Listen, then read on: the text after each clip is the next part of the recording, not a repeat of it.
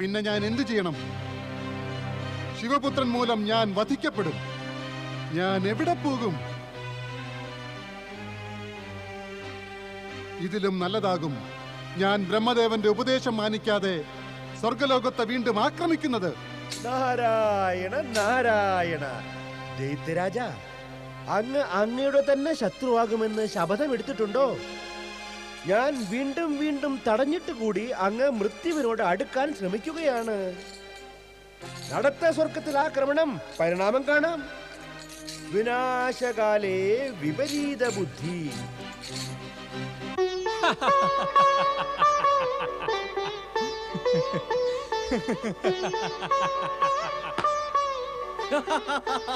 താരകാസുരന്റെ എല്ലാ ബലവും അസ്തമിക്കും.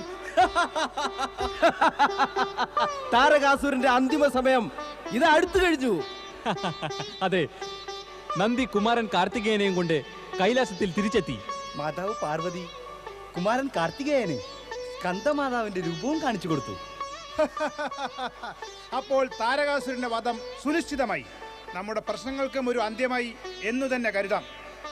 അപ്പോൾ താരകാസുരനിൽ നിന്ന് എന്നേക്കുമായി നാം മുക്തരായി. ആ, അതിനുശേഷം നമുക്ക് സ്വർഗത്തിൽ നിന്ന് അകന്ന് അങ്ങുമിങ്ങും ഓടേണ്ടി വരില്ല. നാരായണ നാരായണ നാരായണ. ശ്രീമൻ നാരായണ നാരായണ നാരായണ. വന്നാലും ദേവർഷി, അങ്ങേക്ക് സ്വാഗതം. പറഞ്ഞാലും എന്തുണ്ട് വിശേഷം അന്യലോകങ്ങളിൽ? നാരായണ നാരായണ. ദേവരാജൻ ഇന്ദ്ര, അങ്ങ് അന്യലോകങ്ങളെ കുറിച്ച് ആലോചിക്കുന്നത് നിർത്തണം.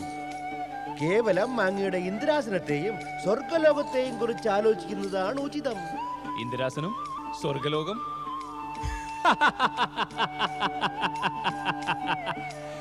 ദേവർഷേ, നാം ഇന്ദ്രാസനത്തെയും ദേവലോകത്തെയും കുറിച്ച് ചിന്തിക്കേണ്ട ആവശ്യം എന്താണ്? കുമാരൻ കാർത്തികേയൻ കൈലാസത്തിൽ എത്തിക്കഴിഞ്ഞു.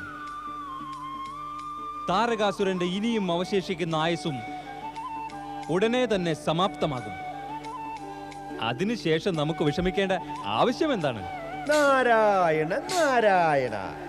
അത് തന്നെയാണല്ലോ കുഴപ്പവും. അതെന്താണ് ദേവർഷി? ദേവരാജ, നാം നീതിയെയും നിയമത്തെയും സ്വാർത്ഥകാര്യത്തിന് ഉപയോഗിക്കുന്നു. അങ്ങനെ സംഭവിക്കുമ്പോൾ നമുക്ക് കഷ്ടങ്ങൾ ഉണ്ടാകുന്നു. എപ്പോൾ നാം നീതിയെയും നിയമത്തെയും സ്വാർത്ഥത്തിനുപരി കാണുന്നുവോ, അപ്പോൾ കഷ്ടങ്ങൾ നമ്മളിൽ നിന്ന് അകന്നു തുടങ്ങും. അങ്ങയുടെ അഭിപ്രായം എന്താണ്? എന്റെ അഭിപ്രായമുണ്ടല്ലോ, അത് അങ്ങയുടേതിൽ നിന്നും എതിരാണ്. ദേവരാജ, കുമാരൻ കാർത്തികേയൻ കൈലാസത്തിൽ വന്നതിൽ ദേവന്മാരെല്ലാം പ്രസന്നരാണ്. എന്തിന് പ്രസന്നരായി? അങ്ങ് എല്ലാം അറിഞ്ഞിട്ട് കൂടി ഇങ്ങനെ അജ്ഞാനിയായി നടിക്കുന്നു ദേവർഷി. എന്താ അങ്ങയ്ക്കറിയില്ലേ ശിവപുത്രനാലാണ് താരകാസുരൻ വധിക്കപ്പെടുക എന്ന്? ദേവരാജ, കുമാരൻ കാർത്തികേയനെ താരകാസുരനിലേക്ക് ആരെത്തിക്കും? ആര് പറയും കുമാരൻ കാർത്തികേയനോട് താരകാസുരനെ വധിക്കണമെന്ന്? എന്ത് ശത്രുതയാണ് കുമാരന് താരകാസുരനോട്? എന്തിന് താരകാസുരനെ വധിക്കണം? എന്തിന്?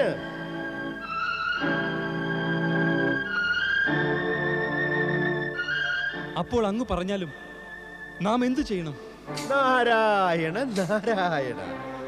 അങ്ങ് തന്നെ പറയുക ദേവഗുരു. ദേവരാജൻ ഇനി എന്ത് ചെയ്യണമെന്ന്? ഇല്ല ദേവർഷേ, ഗൂഢരഹസ്യവും ഗൂഢസത്യവും അങ്ങക്കേ അറിയൂ. പറഞ്ഞാലും ദേവർഷി, എന്തു ചെയ്യണം ഞങ്ങൾ? താങ്കൾ ഭഗവാൻ ശിവന്റെ സമീപം ചെന്ന് കുമാരൻ കാർത്തികേയനോട് പ്രാർത്ഥിക്കേണ്ടിയിരിക്കുന്നു. അദ്ദേഹം താങ്കളുടെ ദേവസേനയുടെ സേനാപതിയാകണമെന്ന്. ദേവർഷി ശരിയായ മാർഗദർശനം നൽകിയിരിക്കുന്നു. ദേവരാജൻ കൈലാസത്തിൽ ചെന്ന് നിയമവും നീതിയും പാലിക്കേണ്ടിയിരിക്കുന്നു. ഞാൻ ശ്രീഹരി വിഷ്ണുമൊത്ത് കൈലാസത്തിൽ പോകാം. സമയം കുറവാണ്, കാര്യം അധികവും വികടവും. അതിനാൽ അധികം സമയം പാഴാക്കുന്നത് ഉചിതമാകില്ല. വീണ്ടും താരകാസുരന്റെ ശക്തി വർദ്ധിച്ചു വരും. അപ്പോൾ കാലത്തിനിണങ്ങുന്നത് പോലെ സംഭവിക്കേണ്ടത് സംഭവിക്കും. നാരായണ നാരായണ. ദേവർഷി, എനിക്ക് അങ്ങയുടെ ഉപദേശം മനസ്സിലായി. ഞാനിതാ ഉടനെ ശ്രീഹരി വിഷ്ണുവിന്റെ സമീപം പോകുന്നു.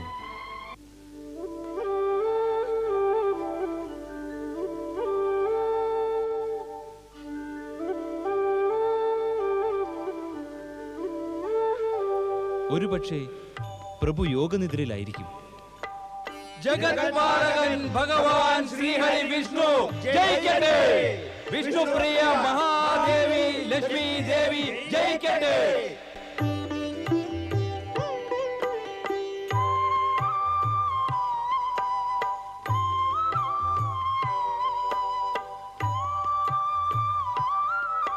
ദേവരാജനേന്ദ്രൻ, ദേവഗണങ്ങളും ദേവഗുരു ബൃഹസ്പതിയുമുണ്ടല്ലോ.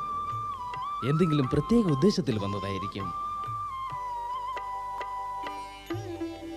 അങ്ങ് സർവജ്ഞനാണ് പ്രഭു.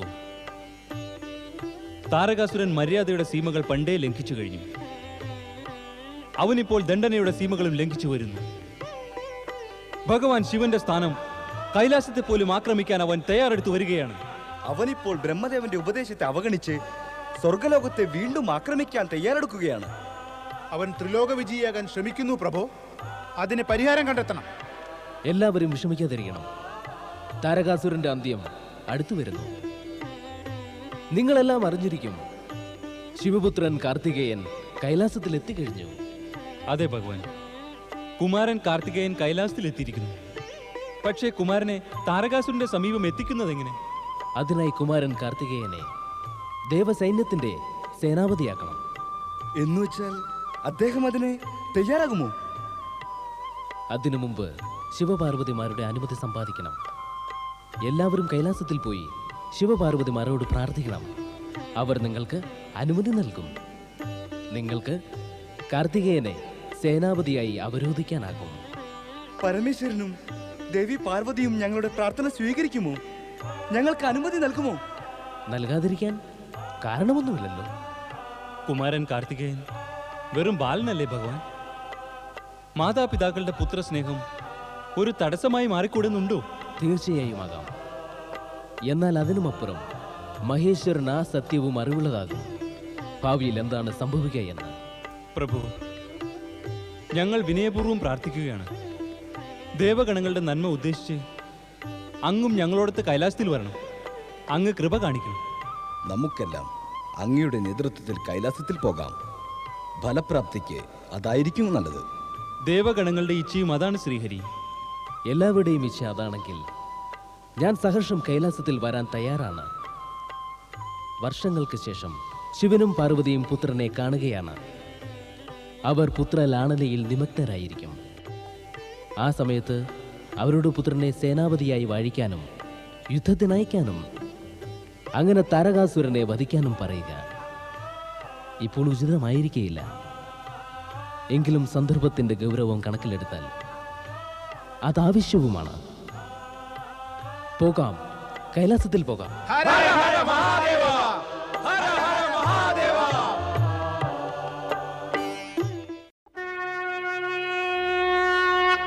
ഓം നമഃ ശിവായ. ഓം നമഃ ശിവായ. ഓം നമഃ ശിവായ.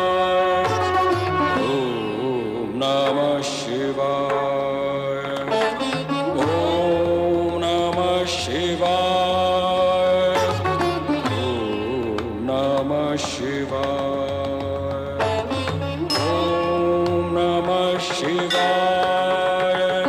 ഓം നമഃ ശിവായ. ഓം നമഃ ശിവായ. ഓം നമഃ ശിവായ.